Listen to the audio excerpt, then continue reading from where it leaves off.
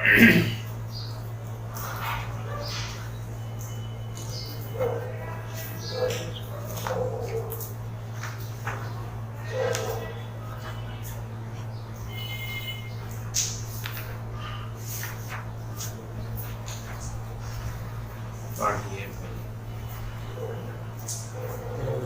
بسم الله الرحمن الرحيم الحمد لله رب العالمين أكمل الحمد على كل حال والصلاة والسلام الأتمان على سيد المرسلين كلما ذكره الذاكرون وكلما غفل عنه الغافلون اللهم صل عليه وعلى آله وسائر النبيين وآل كل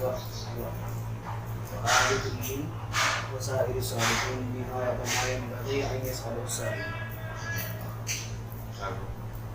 بسم الله الرحمن الرحيم الحمد لله نحمده ونستعينه ونستغفره ونعوذ بالله من شرور أنفسنا ومن سيئات أعمالنا من يهده الله فلا مضل له ومن يضلل فلا هادي له وأشهد أن لا إله إلا الله شهادة تكون للنجاة وسيلة ولرفع الدرجات كفيلة وأشهد أن محمدا عبده ورسوله الذي بعثه وترك الأيمان قد عفت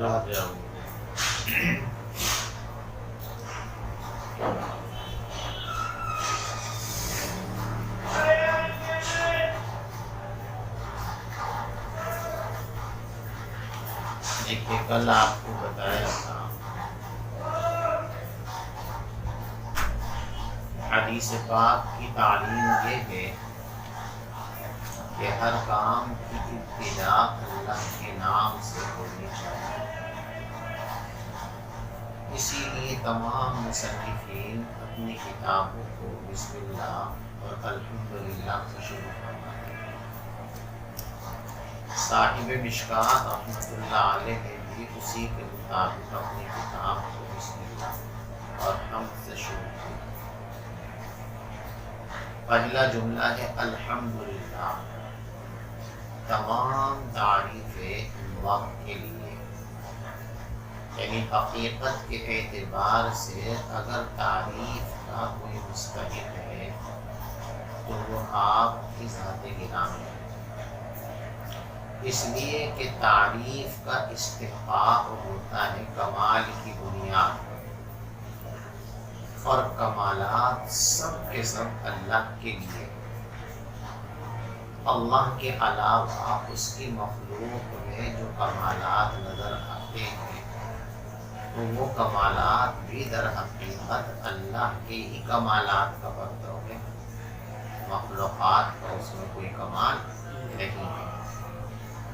اس لیے ہر تعریف کا حقدار کون ہے؟ حق سبحانہ و تعالی. اس لیے فرمایا الحمدللہ، تمام تعریفیں اللہ کے لیے. اے حمد کل حامد ثابت للہ، جہاں میں ہر تعریف کرنے والے کی تعریف اللہ کے لیے. ہر تعریف کے مستحق اور سزاوار صرف اور صرف اللہ تبارک و تعالی ہیں. اللہ تبارک و تعالی کے علاوہ کوئی شخص بھی تعریف کے لائق اور مستحق نہیں. حمد کی تعریف آپ حضرات نے مختلف کتابوں کے اندر پڑھ لی ہے. الثناء باللسان على جمیل الاختیار نعمتاً کان او غیرہا. اختیاری کمالات پر زبان سے کسی کی تعریف کرنا، چاہے وہ کمال نعمت کے زمرے میں ہو چاہے وہ نعمت کے زمرے میں نہ ہو، اس کو کہتے ہیں حمد. اسی کے ساتھ ایک دوسرا لفظ عربی زبان کے اندر استعمال ہوتا ہے مدح. حمد کے معنی بھی سادہ طور پر تعریف کرنا اور مدح کے معنی بھی تعریف کرنا، لیکن دونوں کے اندر ایک فرق ہے. اور وہ فرق یہ ہے کہ کمالات اختیاریہ پر جو تعریف کی جاتی ہے اس کو کہتے ہیں حمد، اور غیر اختیاری کمالات پر جو تعریف کی جائے گی اس کو کہیں گے مدح. ٹھیک ہے. جیسے مثال کے طور پر کوئی چیز آپ کو اچھی لگی، اب اس کے حسن کی آپ تعریف کرتے ہیں، تو اس کا جو حسن ہے وہ اس کے اختیار کی چیز تو ہے نہیں۔ کسی انسان کا حسین اور خوبصورت ہونا، جمیل ہونا، یہ انسان کے اپنے اختیار میں نہیں ہے کہ انسان اپنے اختیار سے جو ہے حسین بن گیا۔ کوئی آدمی عالم بنا، کوئی آدمی فقیہ بنا، کوئی آدمی مفتی بنا، تو گرچہ یہ ساری نعمتیں بھی من جانب اللہ ہیں، لیکن ان میں انسان کے اختیار کو اور کسب کو دخل ہے۔ علم اللہ ہی دیتے ہیں، لیکن اسباب کے درجے میں عالم بننے والے کو متعلم بننا پڑتا ہے، تعلم کے مرحلے سے گزرنا پڑتا ہے، کسی استاذ کے سامنے شاگرد کی حیثیت سے بیٹھنا پڑتا ہے، تب قد و کاوش کے بعد اور محنت کے بعد صفت علم اور کمال علم اس کے اندر پیدا ہوتا ہے۔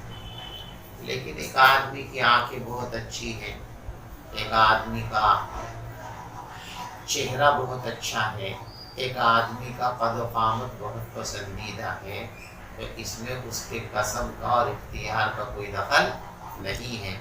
اس لیے کہ اگر خوبصورت ہونا انسان کے اختیار میں ہوتا تو دنیا میں کوئی بدصورت ہوتا؟ کون چاہتا ہے بدصورت ہونا؟ کوئی بھی نہیں چاہتا۔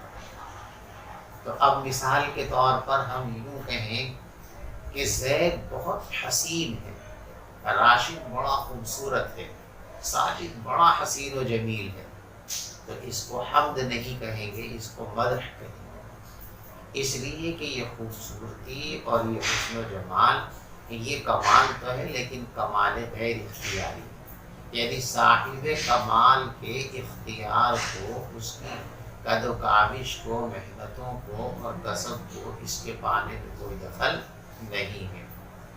تو حمد کا تعلق کمالات اختیاریہ سے ہے اور مدح کا تعلق کمالات غیر اختیاریہ سے۔ اسی طریقے سے اس کے ساتھ ایک لفظ اور آتا ہے شکر، تو شکر کا تعلق خاص طور پر نعمت سے ہے۔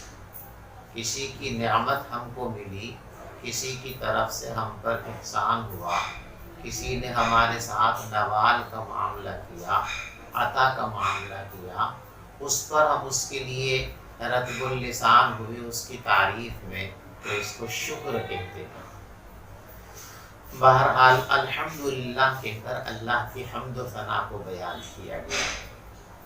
اب یہاں الحمدللہ میں بھی اللہ کی حمد ہے، اس کے بعد پھر لا ہے نحمدہ، یہ اللہ کی حمد ہے، تو تکرار کیوں ہے؟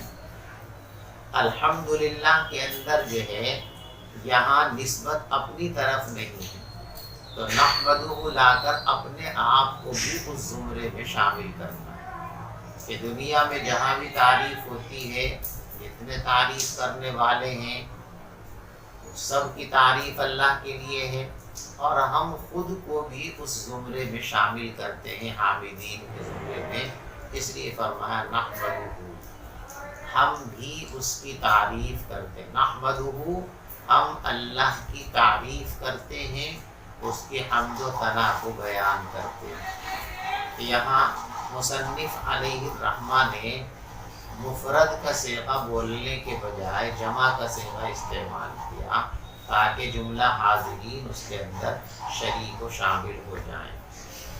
الحمدللہ نحمدہ، تمام تعریفیں اللہ کے لیے ہیں، ہم اللہ کی تعریف کرتے ہیں۔ ہم اللہ کی تعریف کرتے ہیں، اس میں ایک طرح کا ادعا ہے کہ ہم بھی کچھ کر سکتے ہیں، حالانکہ اللہ کی مدد اور اس کی مشیت کے بغیر ہم کچھ بھی نہیں کر سکتے۔ اس لیے وہ جو ادعا پیدا ہو رہا تھا، دعوے کی شان پیدا ہو رہی تھی، اس کو رد کرنے کے لیے دوسرا لفظ فوراً لائے وَنَسْتَعِينُهُ، کہ ہم ہر معاملے میں اللہ کی مدد کے قاصدار ہیں، اللہ کی اعانت چاہتے ہیں، اللہ کی مدد چاہتے ہیں، اس لیے کہ عون خداوندی کے بغیر ہم کچھ بھی نہیں کر سکتے۔ تو اگر نحمدہ کہہ کر ہم نے اللہ کی حمد کی ہے تو یہ حمد بھی اللہ ہی کا انعام ہے۔ اس کی عون، اس کی نصرت اگر شامل نہ ہو تو ہم اللہ کی مدد، ہم اللہ کی حمد اور اللہ کی ثنا بیان نہیں کر سکتے۔ اب دیکھیے، اللہ کی تعریف کرنا ایک عبادت ہے، اور عبادت بڑی اہم چیز ہے، اور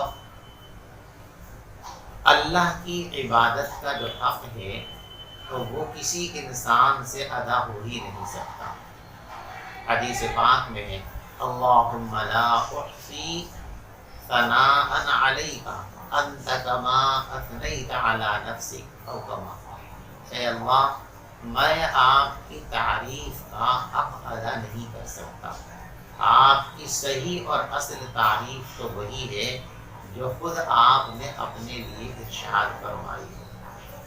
تو ہم عبادت بھی کرتے ہیں تو اس میں بھی ہم سے نہ جانے کتنی خامیاں، کوتاہیاں، اور اللہ کے دربار کی شان کے خلاف نہ جانے کیا کیا ہو جاتا ہے۔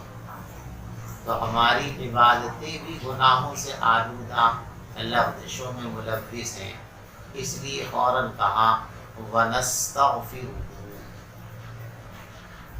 اللہ کی حمد بیان کرنے میں یا زندگی کے اور معاملات میں ہم سے جو بھی کوتاہیاں ہوئی ہیں، جو بھی لغزشیں ہوئی ہیں، جو بھی اللہ کی منشا کے خلاف ہم سے امور صادر ہوئے ہیں، ہم ان سب کی مغفرت اور بخشش کی درخواست اللہ کی بارگاہ میں پیش کرتے ہیں۔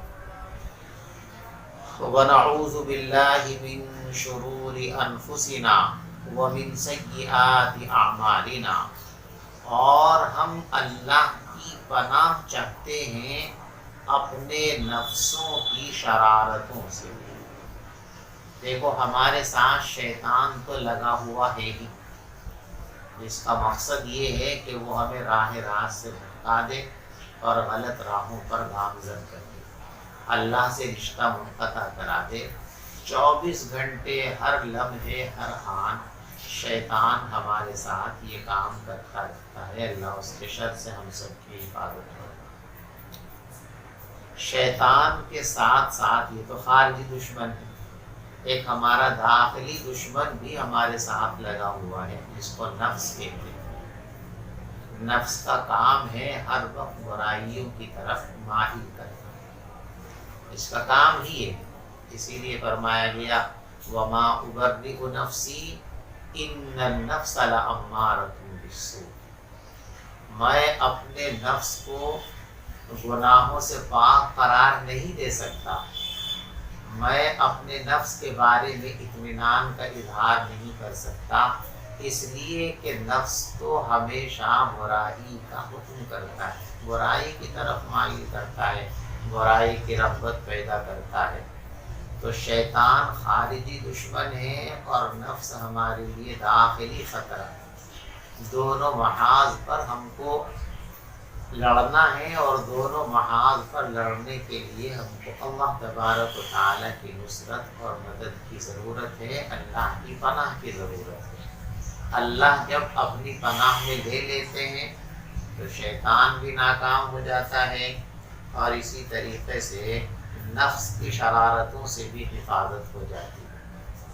اور اللہ تبارک و تعالیٰ کی معونت نہ ہو تو شیطان بھی جو ہے نقصان پہنچا دیتا ہے، اور نفس بھی انسان کو ہلاکتوں کے اندر مبتلا کر دیتا ہے۔ اسی لیے کہا گیا وَنَعُوذُ بِاللَّهِ مِن شُرُورِ أَنفُسِنَا،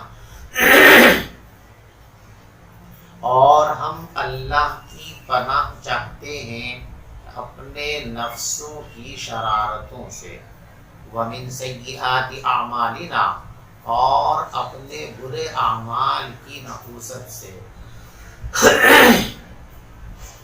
مَن يَهْدِهِ اللَّهُ فَلَا مُضِلَّ لَهُ وَمَن يُضْلِلْ فَلَا هَادِيَ لَهُ۔ جس کو اللہ ہدایت دے دیں اس کو کوئی گمراہ کرنے والا نہیں ہے، ہدایت یہ بھی اللہ کی مشیت پر موقوف ہے، اور گمراہی بھی اللہ کے فیصلوں کی بنیاد پر عمل میں آتی ہے۔ قرآن پاک میں اس مضمون کو بار بار بیان کیا گیا، یضل بہ من یشاء ویہدی من یشاء۔ اللہ جس کو چاہتے ہیں ہدایت دے دیتے ہیں، جس کو چاہتے ہیں ہدایت سے محروم فرما دیتے ہیں۔ اللہ ہم سب کو ہدایت پر گامزن رکھے۔ من یہدہ اللہ فلا مضل لہ، اللہ تبارک و تعالی جس کو ہدایت دے دیں تو اس کو گمراہ کرنے والا کوئی نہیں ہے۔ ومن یضلل فلا ہادی لہ، اور جس کو اللہ گمراہ کر دیں اس کو ہدایت دینے والا کوئی نہیں ہے۔ ساری دنیا مل کر کوشش کر لے، نہیں مل سکتی ہدایت۔ تو کوئی انسان کسی کو ہدایت نہیں دے سکتا، کوئی شخص خود اپنے لیے ہدایت کا ذمہ نہیں لے سکتا۔ یہ اللہ کے فیضان کے اوپر موقوف ہے۔ اللہ ہی جب چاہتے ہیں ہدایت ملتی ہے، اور اللہ نہیں چاہتے تو ہدایت نہیں مل سکتی۔ دیکھو یہاں ہدایت کی جو نفی کی جا رہی ہے غیر اللہ سے، اس ہدایت سے مراد ہے ایصال الی المنزل، ایصال الی المطلوب۔ ہدایت کے دو درجے ہیں جو آپ نے شرح تہذیب کے اندر بھی پڑھے، شرح عقائد کے اندر بھی آپ اس کو پڑھیں گے، اور کتابوں کے اندر بھی یہ مضمون آپ حضرات کے سامنے سے گزر گیا ہوگا۔ ہدایت کے ایک معنی ہے اراحۃ الطریق، راستہ بتا دینا اور راستہ دکھا دینا، اور ہدایت کے ایک معنی ہے منزل مقصود پر پہنچا دینا۔ تو یہ ہدایت کا جو دوسرا درجہ ہے اور دوسرے معنی ہے منزل مقصود تک پہنچا دینا، یہ اللہ کے ساتھ خاص ہے۔ دین کے معاملات میں اللہ جب چاہیں گے تو ہدایت حاصل ہوگی، اللہ اگر نہیں چاہیں گے تو ہدایت حاصل نہیں ہوگی۔ ٹھیک ہے، تو جہاں جہاں قرآن و حدیث کے اندر یہ کہا گیا کہ اللہ کے علاوہ کوئی ہدایت نہیں دے سکتا، اللہ ہی صرف ہدایت دے سکتے ہیں، اللہ کے علاوہ کوئی ہدایت نہیں دے سکتا، تو وہاں ہدایت سے مراد ایصال الی الحق، ایصال الی المطلوب، ایصال الی المنزل۔ اور جہاں بندوں کو ہادی قرار دیا گیا ہے، حضور پاک صلی اللہ علیہ وسلم، تمام انبیاء سب ہادی ہیں، قرآن کو ہادی قرار دیا گیا۔ شہر رمضان الذی انزل فیہ القرآن ھدی للناس، الف لام میم ذالک الکتاب لا ریب فیہ ھدی للمتقین۔ یہ سب ہادی ہیں۔ تو اب سوال پیدا ہو سکتا تھا، جب یہ کہہ دیا گیا کہ اللہ کے علاوہ کوئی ہدایت دے ہی نہیں سکتا، تو پھر قرآن کیسے ہادی ہو سکتا ہے؟ انبیاء کیسے ہادی ہو سکتے ہیں؟ صحابہ کیسے ہادی ہو سکتے ہیں؟ علماء کیسے ہادی ہو سکتے ہیں؟ صلاح کیسے ہادی ہو سکتے ہیں؟ اس کا آپ کے ذہن میں آ گیا نا کہ جب جب ہدایت کو غیر اللہ کی طرف منسوب کیا جائے کہ فلاں نے ہدایت کی، فلاں ہدایت کرنے والا ہے، تو اس سے مراد ہے اراحۃ الطریق، راستہ دکھا دینا اور راستہ بتا دینا۔ اس کو آپ دنیاوی اعتبار سے یوں سمجھیے، ایک آدمی کو گھنٹہ گھر جانا ہے مثال کے طور پر، راستہ اس کو معلوم نہیں ہے، اس نے ایک شخص سے کہا کہ بھئی مجھے گھنٹہ گھر جانا، گھنٹہ گھر کیسے جاؤں گا؟ تو اس نے کہا بیٹھو میری موٹر سائیکل پر۔ اس کو اپنے ساتھ موٹر سائیکل پہ بٹھایا اور گھنٹہ گھر پہ لے جا کر کے چھوڑ دیا، یہ رہا گھنٹہ گھر، منزل تک پہنچا دیا نا۔ ایک طریقہ یہ ہے کہ بھئی گھنٹہ گھر جانا مجھ کو، کہ اچھا گھنٹہ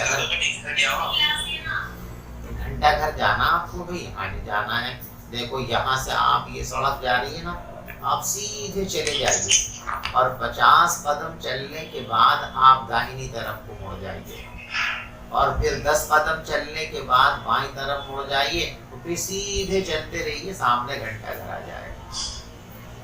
یہ ہے اراد الطریق، راستہ دکھا دیا، اب اس راستے پر یہ چل گیا اسی طریقے سے اور اس وقت تک صحیح سالم اور زندہ رہا تو پہنچ بھی سکتا ہے، اور یہ بھی ہو سکتا ہے کہ اس راستے پر یہ چلے ہی نہیں، اطمینان ہی نہ کرے آپ کے اوپر کہ پتہ نہیں صحیح بتایا کہ نہیں بتایا، پتہ نہیں یہ راستہ گھنٹہ گھر کا ہے بھی یا نہیں، چلا ہی نہیں تو نہیں پہنچے گا۔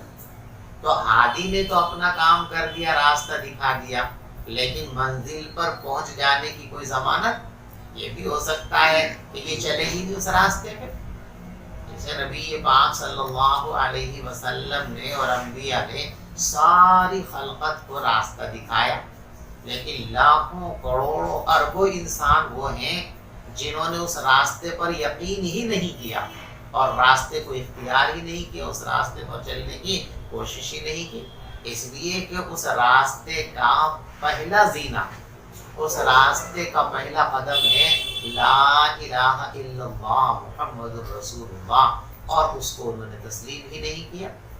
تو راستہ دکھانے والے کے راستہ دکھانے کے باوجود ان کے منزل پر چلے جانے کا سوال ہی پیدا نہیں ہوتا، یا تھوڑی دور چلا اور چلنے کے بعد جو ہے کہنے لگا بھائی بڑا کٹھن راستہ ہے گھنٹہ گھر جانے کا، تو یہ تو بڑا لمبا راستہ ہے، مجھ سے تو نہیں چلا جا رہا، رہیں گے اب اسی میں تو نہیں پہنچے گا منزل تک۔ یا چلا اور چلتے چلتے چلتے چلتے کہنے لگا بھائی یہ تو بڑا لمبا راستہ بتا دیا، ایک راستہ برابر میں بھی تو جا رہا ہے، اس اصل راستے کو چھوڑ کر اس راستے پر چل پڑا، تو وہ بھی ظاہر بات ہے منزل مقصود تک نہیں پہنچے گا۔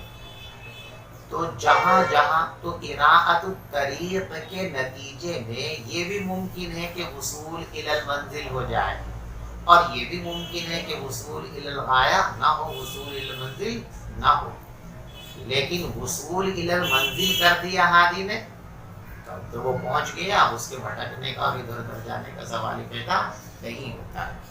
تو من یہدہ اللہ فلا مضل لہ، اللہ جس کو ہدایت دے دے اس کو کوئی گمراہ نہیں کر سکتا، اور جس کو اللہ گمراہ کر دے اس کو کوئی ہدایت نہیں دے سکتا۔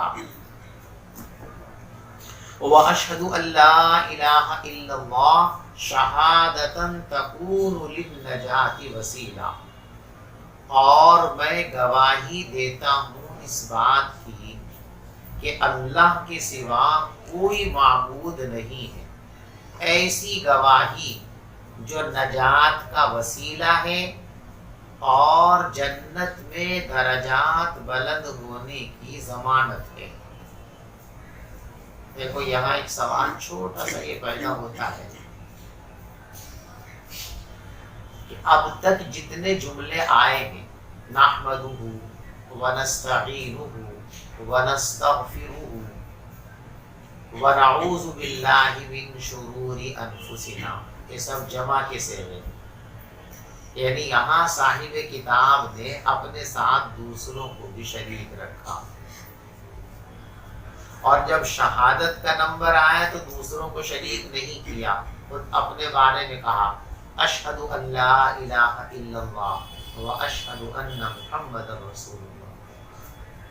تو جب پہلے سے جمع کے صیغے چلے آ رہے تھے تو اب یہاں مفرد کا صیغہ استعمال کیوں کیا، یہاں جمع کا صیغہ استعمال کرتے ونشہد ان لا الہ الا اللہ شہادۃ تکون للنجاۃ وسیلہ، یہ طرز کیوں بدل دیا؟ اس کا جواب یہ ہے کہ دیکھو اس سے پہلے جتنے امور ہیں وہ سب امور ظاہرہ ہیں، آدمی حمد کرتا ہے تو دوسروں کو دکھتا ہے، نہیں؟ آدمی مدد کی درخواست کرتا ہے دوسروں کو دکھتا ہے، استغفار کرتا ہے دوسروں کو دکھتا ہے، تحفظ پڑھے گا دوسروں کو دکھے گا، لیکن شہادت حقیقی ہے یا نہیں ہے یہ دل سے تعلق رکھنے والی چیز ہے، اس لیے کہ خالی زبان سے کسی نے کہہ بھی دیا اشہد ان لا الہ الا اللہ تو ضروری نہیں ہے کہ یہ شہادت حقیقت میں شہادت ہے، اس لیے کہ دیکھیے اذا جاءک المنافقون، قالوا نشهد إنك لرسول الله والله يعلم إنك لرسول والله يشهد إن المنافقين لكاذبون۔ اے نبی، یہ منافق لوگ آپ کے پاس آتے ہیں اور آپ کے پاس آ کر یوں کہتے ہیں کہ ہم اس بات کی شہادت اور گواہی دیتے ہیں کہ آپ اللہ کے رسول ہیں، اور اللہ کو یہ بات معلوم ہے کہ آپ اللہ کے رسول ہیں، لیکن اللہ اس کی گواہی دیتا ہے کہ یہ جھوٹے ہیں۔ واللہ یشہد انہم لکاذبون، اللہ گواہی دیتا ہے کہ یہ جھوٹے ہیں، یعنی یہ دل سے گواہی دے نہیں رہے تو اللہ کی وحدانیت کی گواہی، اللہ کے رسول صلی اللہ علیہ وسلم کی نبوت کی گواہی، یہ غیبی امور میں سے ہے، دل سے تعلق رکھنے والی چیزیں، اس لیے کہ ایمان تصدیق قلبی کا نام ہے نا، اور دل میں تصدیق ہے یا دل میں تصدیق نہیں ہے، یہ صاحب دل کے علاوہ اور اللہ کے علاوہ کوئی دوسرا جان ہی نہیں سکتا۔ تو جب دوسرے کے بارے میں ہم یہ فیصلہ کر ہی نہیں سکتے کہ اس کے دل میں شہادت حقیقی ہے یا اس کے دل میں شہادت حقیقی نہیں ہے، تو اب ہم اس کے بارے میں یہ گواہی کیسے دے سکتے ہیں کہ صاحب یہ شہادت میں ہمارے ساتھ شریک ہے؟ اس کے لیے صاحب کتاب رحمۃ اللہ علیہ نے یہاں دوسروں کو شریک نہیں فرمایا بلکہ مفرد کا صیغہ استعمال کیا، وَنَشْهَدُ اللَّهَ وَأَشْهَدُ أَن لَّا إِلَٰهَ إِلَّا اللَّهُ شہادتاً، اور میں گواہی دیتا ہوں اس بات کی کہ اللہ کے سوا کوئی معبود نہیں ہے، ایسی گواہی جو نجات کا وسیلہ ہے۔ اس نے دل سے یہ کہہ دیا کہ اللہ ایک ہے، اس کی نجات لازمی ہے۔ من قال لا الہ الا اللہ دخل الجنہ، جس شخص نے دل کی گہرائیوں اور سچائیوں کے ساتھ یہ اقرار کر لیا کہ اللہ کے سوا کوئی معبود نہیں ہے تو وہ جنت میں داخل ہو کر رہے گا۔ وَلِرَفْعِ الدَّرَجَاتِ کفیلا، اور ایسی گواہی جو درجات کی بلندی کے لیے ضامن ہے۔